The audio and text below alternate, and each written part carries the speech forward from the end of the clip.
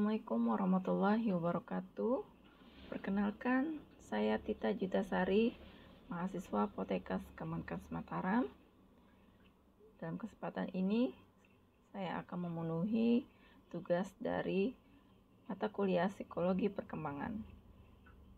Menganalisa jurnal metode PICO dengan hubungan perencanaan kehamilan dan dukungan suami dengan tingkat prenatal distress. Sebelum kita menganalisa jurnal, sebelumnya kita perlu mengetahui apa sih psikologi perkembangan itu. Psikologi perkembangan adalah cabang dari ilmu dan psikologi yang mempelajari perkembangan dan perubahan aspek kejiwaan manusia sejak dilahirkan sampai dengan meninggal. Telaah jurnal. Jurnal yang kita analisa yaitu dari penelitian Yati Luaklung, Desi Ayuwardani, dan Siti Khalifah. Dengan judul jurnal yaitu hubungan perencanaan kehamilan dan dukungan suami dengan tingkat prenatal distress. Metode PCO. PCO sendiri adalah metode pencarian informasi klinis yang merupakan akronim dari 4 komponen. P itu pasien, populasi, problem, I intervensi, prognostik faktor, ekspor, C comparison control, O outcome atau hasil. Pasien populasi. Ada 46 responden ibu hamil di Puskesmas Air Putih Samarinda dengan masalah yang diangkat yaitu prenatal distress, di mana dampak dari psikis dapat terjadi pada ibu hamil yang kehamilannya tidak direncanakan dan kurangnya dukungan suami menyebabkan ibu hamil stres sebelum melahirkan sehingga fisik dan psikologis atau gangguan emosional, tekanan sosial ibu berdampak pada perkembangan janin. Intervensi.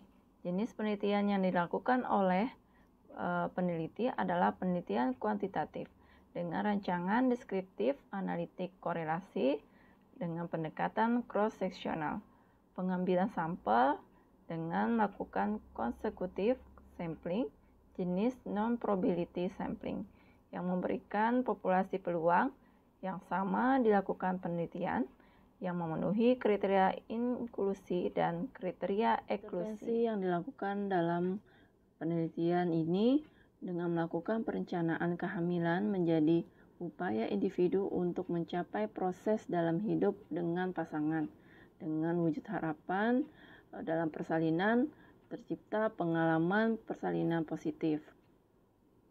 Dilihat dari resiko ibu apabila mengalami psikologis terganggu akan terjadi dampak terhadap kehamilan ibu, timbul terjadi pendarahan, keguguran, anemia, kek, preeklamsi, persalinan lama, bahkan resiko persalinan SC. Yang terjadi pada bayi bisa mengalami kelahiran prematur, melahirkan bayi berat badan lahir rendah, fetal distress, dan dalam jangka panjang berkaitan dengan perilaku dan emosi anak.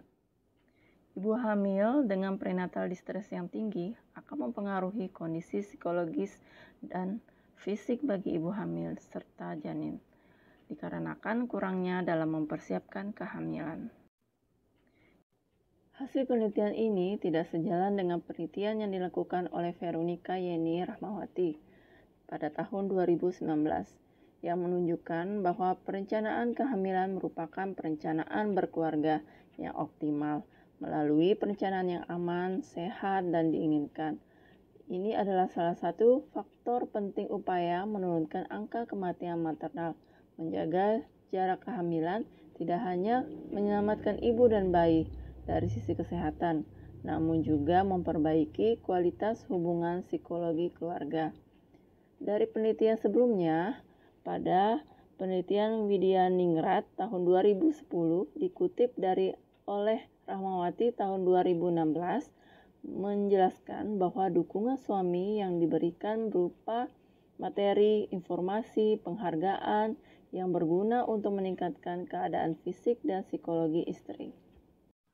Outcome. Hasil penelitian ada hubungan antara dukungan suami dengan tingkat prenatal distress. Dari hasil penelitian ini sesuai dengan hasil penelitian Arifin tahun 2015, di mana dukungan suami terhadap istri dapat menyebabkan adanya ketenangan batin dan perasaan senang dalam diri istri, sehingga istri akhirnya menjadi lebih mudah menyesuaikan diri dalam situasi kehamilan. Dukungan suami penting untuk kehamilan istri karena terkadang istri dihadapkan pada situasi ketakutan dan kesendirian, sehingga suami diharapkan untuk selalu memotivasi dan menemani ibu hamil. Selain itu, dukungan yang diberikan suami selama istri hamil juga dapat mengurangi kecemasan, serta mengembalikan rasa percaya diri calon ibu dalam mengalami kehamilan dan menghadapi persalinannya. Sesuai dengan teori Hamidah dan Sarifuddin tahun 2009, bahwa suami siaga adalah suami yang siap menjaga istri yang sedang hamil, menyediakan tabungan bersalin, serta memberikan kewenangan untuk menggunakannya apabila terjadi masalah kehamilan. Analisa kasus kebidanan.